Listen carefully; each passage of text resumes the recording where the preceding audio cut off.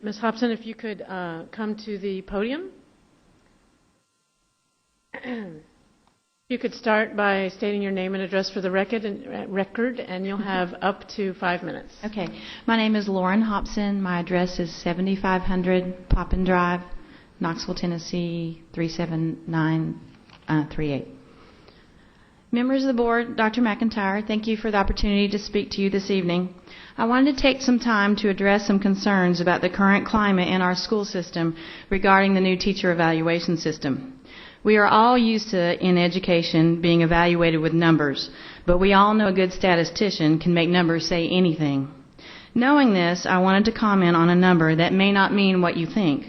This one has been quite disturbing to me since it appeared in a December 2011 issue of the New Sentinel.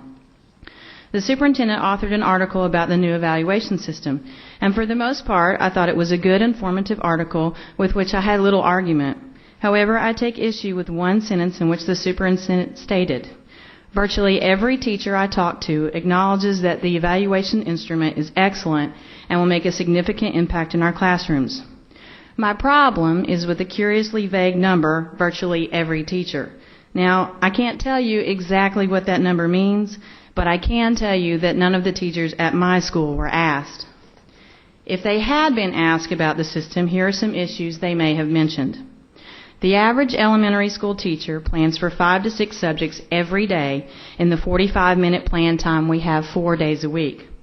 The assumption that we can plan every lesson to the 4 or 5 rubric standard every day is, quite frankly, ridiculous. You may say, well, the 3 standard is fine. It's rock-solid teaching. Maybe so, but it's not enough to earn tenure or strategic compensation if you don't teach at a low SES school. It is also not appropriate to teach every lesson to that standard. Sometimes you are only introducing a subject or finishing up a lesson from the day before. However, if a teacher is due for an unannounced evaluation, they can end up feeling like a slave to the rubric rather than using appropriate professional judgment about what their class needs. To earn a 5 on the instructional portion of the rubric, teachers must be sure, and I quote, that no irrelevant, confusing, or non-essential information is included in the lesson, or no instructional time is lost during transitions. Did you know that no training videos currently exist of a teacher performing consistently to the 5 standard? I wonder why that is. Personally speaking, I have a student in my class with a very pronounced processing disorder. Many times during the day, particularly during those transition times, he is going to tell me a story that has nothing to do with what I'm teaching, and it will take him a while to get his thoughts out.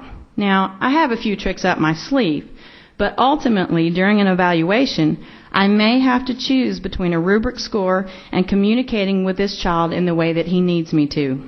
Guess what? I'm going to choose the child over the rubric every time, but I'll be sacrificing a 5 score. The rubric appears to be holding us to a high standard of doing what is best for kids, but is it really? Teachers have also been questioning the validity of the 4 standard on the rubric. We can clearly meet the guidelines for a 3 score, and we may be able to tell an evaluator why we deserve a 4 because we went above and beyond those expectations. However, there is no way for teachers to prove their case if the evaluator grades differently because guess what? There's no level 4 rubric. However, don't think we haven't figured out that this is where some mysterious improvement is going to come from next year when our scores go up. Speaking of obtaining 3s on evaluations, we've been told that it's okay to be a 3. In fact, administration has gone to a great deal of effort to convince us that we should be happy with this, at least initially. However, when 3s are not attached to attaining tenure or extra compensation, and there is no way to prove that we're really earning 4s, few people are going to be happy, and you have a major morale problem on your hands. If someone had asked Hall's teachers how they felt, you might have also heard this story about a friend and colleague who has permitted me to share this with you. During an evaluated lesson, many of her students got stuck on a particular problem. The teacher took the time to make sure the class clearly understood it before moving on in the lesson, but as a result, she did not finish all the activities she had planned for the class. Per the rubric, she earned a 2 on several affected parts of her plan. As a parent of a child in her class, I appreciated what she did, but an uninformed outsider may view her as a substandard teacher. I will admit my colleagues and I are not always diligent at communicating our thoughts to our politicians and advocates. However, these issues are just the tip of our concerns. I want to ask all board members to please visit your district schools. Come during the day. We love to talk at lunch. We're there way after 3:15 as well. We want to talk to you so you can make informed decisions as a representing body. As an educator for 11 years, I'm used to having to defend my profession from those who just don't get it. I don't want to have to defend it from those who should. Thank you. Thank you, Ms. Hopson.